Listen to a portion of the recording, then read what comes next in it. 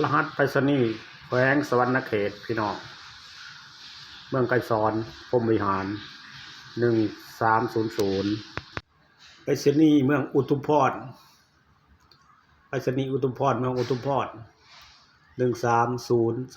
13020ไปรษณีย์อาจสะปังทองเมืองอาจสะปังทอง13030รหัสไปรษณีย์เมืองพีน13040รหัสไปรษณีย์เมืองเซโปน13050รหัสไปรษณีย์เมืองจำพร13060รหัสไปรษณีย์เมืองสองคอน13070รหัสไปรษณีย์เมืองวีระบุรี13090รหัสไปรษณีย์เมืองถาปังทอง13100รหัสไปรษณีย์เมืองชลบุรี13110รหัสไปรษณีย์เมืองไซบุรี13120รหัสไปรษณีย์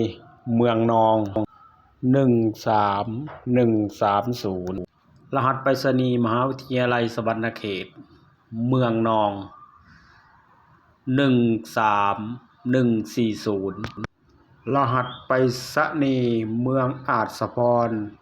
13150รหัสไปรษณีย์เมืองไซภูทอง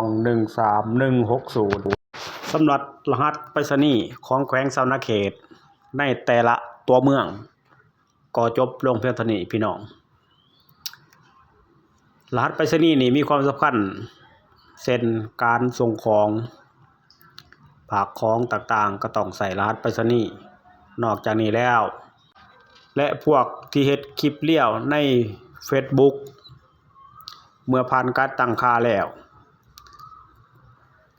การตั้งค่าดาว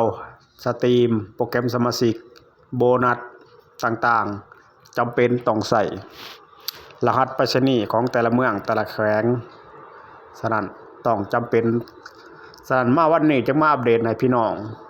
ได้รู้จักไปนำกันรหัสไปรษณีย์ของ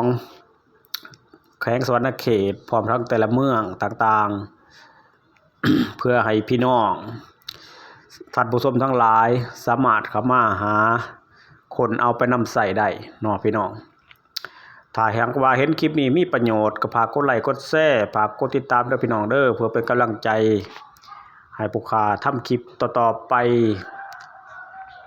ขอบใจหลายๆสาวสวรรณเขตคนสวยและบ่าวสวรรณเขตคนรูปหล่อฝากกดไลค์ฝากกดแชร์ฝากกดติดตามด้วยบ๊ายบาย